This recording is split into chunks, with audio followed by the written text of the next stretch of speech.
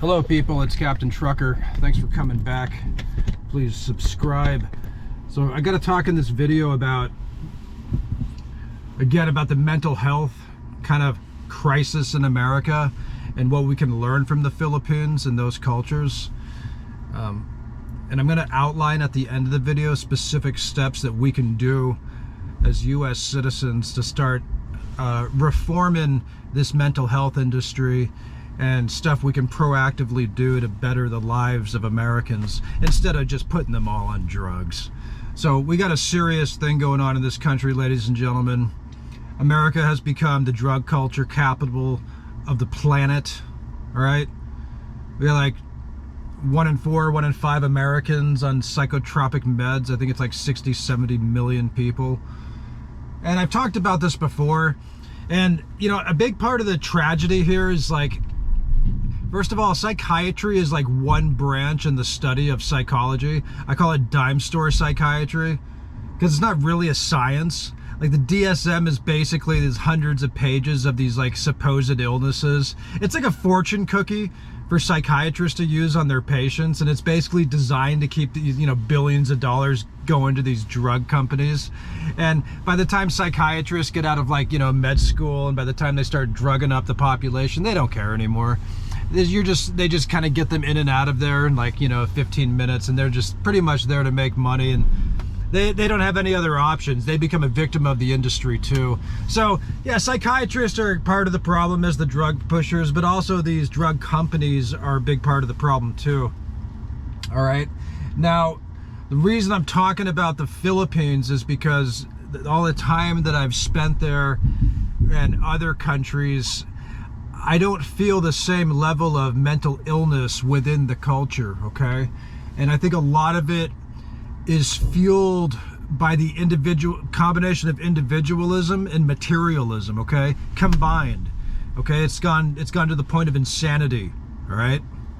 So we're willing to leave our brothers on the streets, put our parents in the nursing homes if we can afford it, as long as we have the nice house and the expensive car. All right, and the cars are killing like 35,000 people a year too, by the way. So, I mean, this thing, you know, I love my culture. You know, I love my countrymen, and I don't mean to be so critical, but we kind of have to. You know, I mean, this is one of the reasons why people think we're stupid in, you know, the other parts of the world, is because we still have the options. We have options. We don't have to be doing this to each other. We don't have to be, you know, working our whole lives or working all day, not spending time with the family, killing each other on the road, keeping up with the Joneses, buying cars we can't afford, and all the rest of it. I mean, what are you guys doing, man? I mean, you know, I'm kind of in a bad mood the past couple days, because I started going down these roads again, and you know, it's something we got to talk about, man. So as far as the treatment, so the culture is breeding mental illness, in my humble opinion. I really do. I think, like, sociologically, we are creating these problems that are real, but the part of the treatment for these problems is part of the problem. It's like a vicious cycle, okay? And I can't believe, with all that we know supposedly about psychology, because there's so many studies in that field. You have like behaviorism, and there's so many different types of therapies. I'll mention them later in the video. You have like behavioral therapy, you have somatic therapy, you have different you know, psychodynamic therapy started by, I think Sigmund Freud started that. Although I think he's kind of overrated, you know, the whole ego and superego thing. I mean, you know, it's cool. Talks about the mother a lot, that sort of thing. But anyway, the point I'm making is there's other fields of psychology. And for some reason, we're grabbing on like a kung fu grip to this psychiatry, and some of it's BS, dude. All right? When I say a fortune cookie of symptoms in the DSM, I mean, you can be anybody you know, one day you can be looking at that thing and be a borderline or something. I mean, you have different clusters of personality. Then you got the mood disorders and the psychotic disorders. I mean, they act like this stuff is science, but it's not. And anybody in the academic community, like real scientists, they laugh at this stuff. And don't take it like my word for it. I'm just a common sense kind of guy. Like, I don't pretend to be like some highly intelligent academic type of person, all right? I mean, I went to college on and off, but I'll never forget something, though, the professor said in my abnormal psych class. And he didn't like me at all, by the way. The whole class was a bunch of women. I mean, the guy hated me. I don't know why, but that's a whole other story. But he said, you know, a lot of these things in psychiatry is like people forget that there's psychiatric, but then there's also characterological stuff, right? So we're always blaming all this stuff on this, like, you know, these biological, or we think they're biological illnesses, right? Because I guess they've proven that neurotransmitters, there's issues with them and that sort of thing. But there's also character issues, right?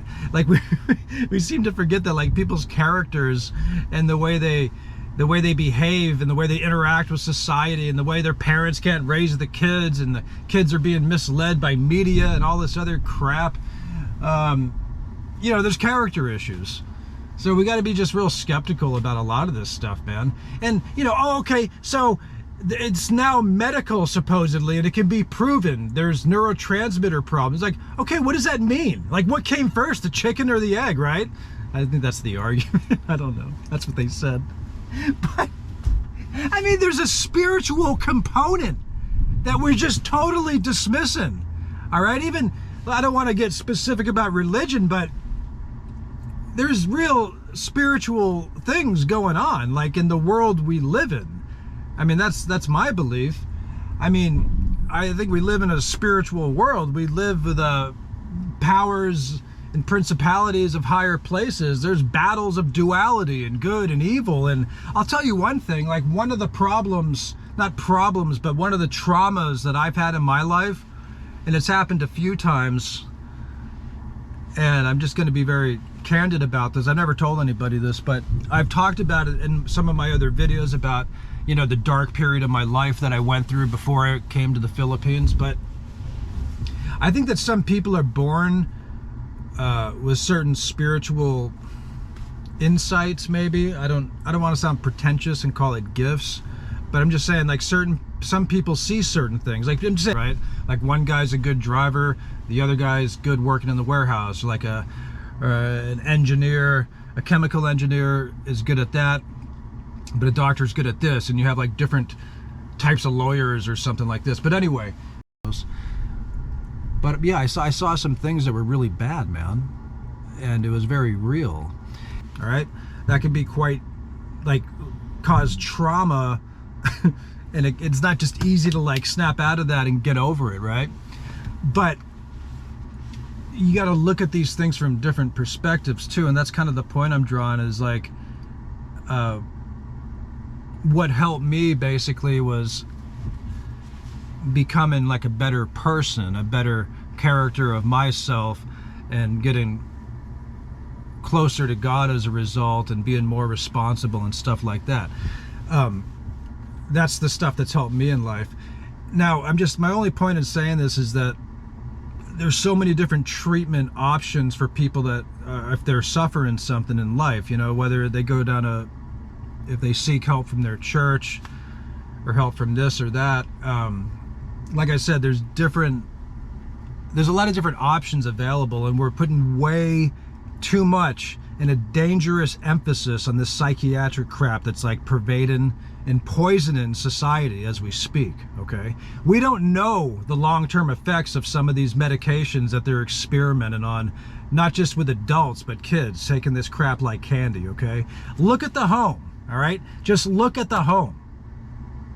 We're bringing kids up in a mentally ill, broken culture with other parents who are suffering because they're all messed up from their upbringing. They were probably abused. They're abusing their kids. It's a vicious cycle, man.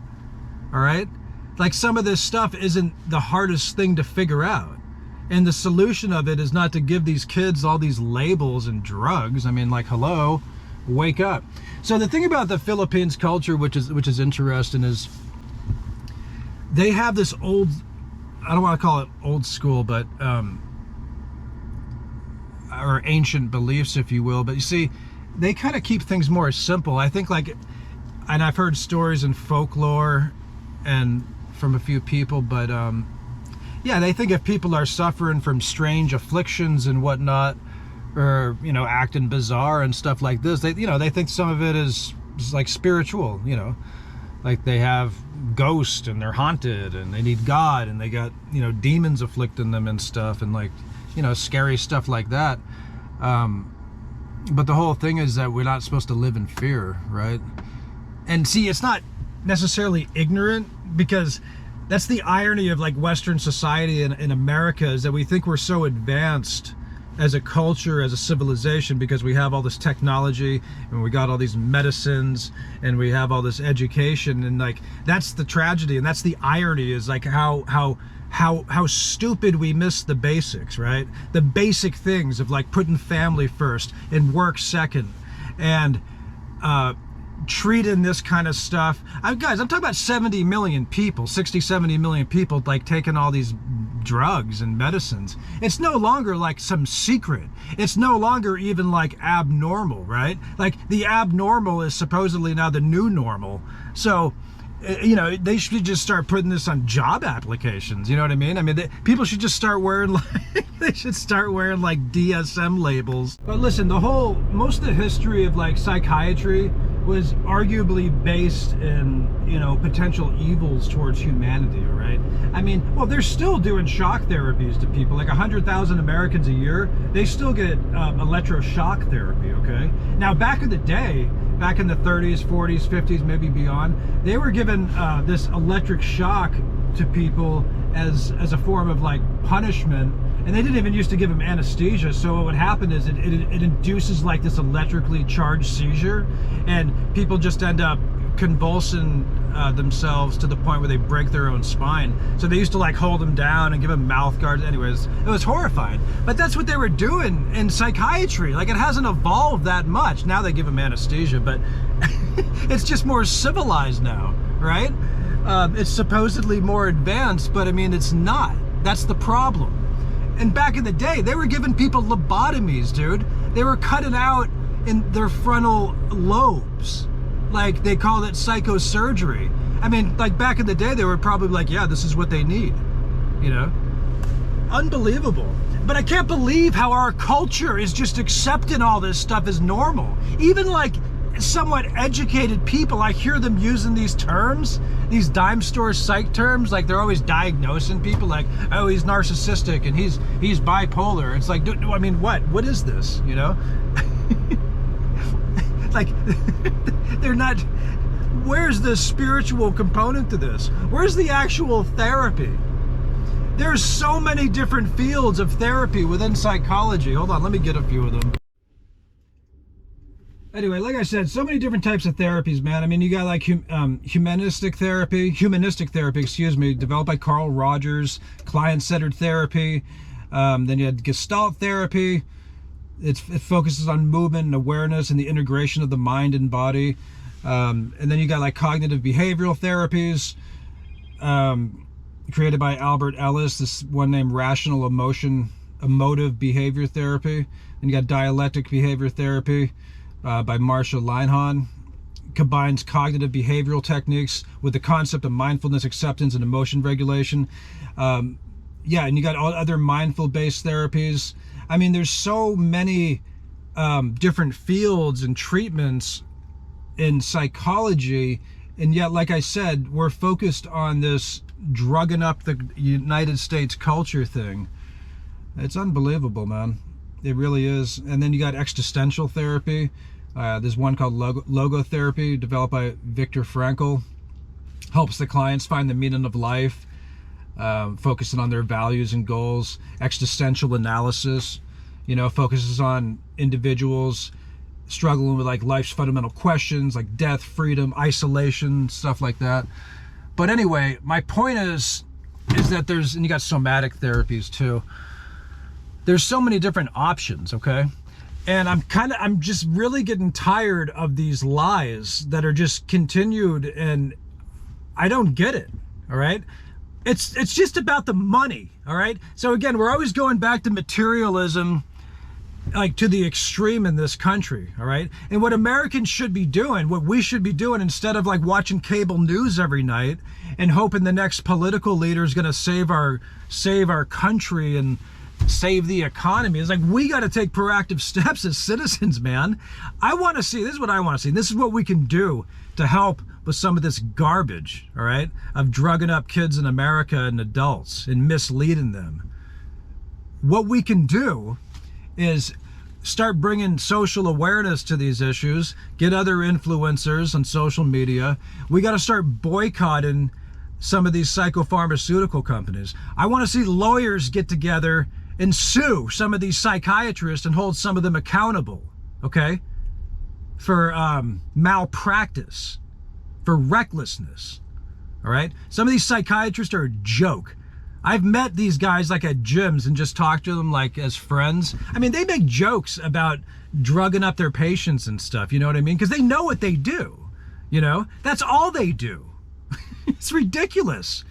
And the thing with psychiatry, now you gotta remember from the perspective of these people, all right? They go to school for a long time, man. They go to like undergraduate work. They go and then get their MD and stuff. That takes a lot of work and a lot of years and a lot of money and student loans to get that. You really don't think by the time those guys get out that they're gonna cash in on that at any cost to keep up with their Joneses? Of course they are. That's the way it goes. And the tragedy is, like, a lot of these guys, they start off with good intentions. Like, many of them are good people, okay? But they get broken by the system too. And they just have to survive, basically. And, you know, there's a lot that goes on with that. But yeah, I mean, but stuff we can do to start helping, all right? Yeah, we got to start raising awareness. We got to advocate for policy changes, okay? And I want to start seeing lawsuits. I want to start seeing some of these psychiatrists sued for malpractice, because some of you guys are a disgrace. You really are. You're a disgrace to the American people. All right? Straight up. Because you guys know better.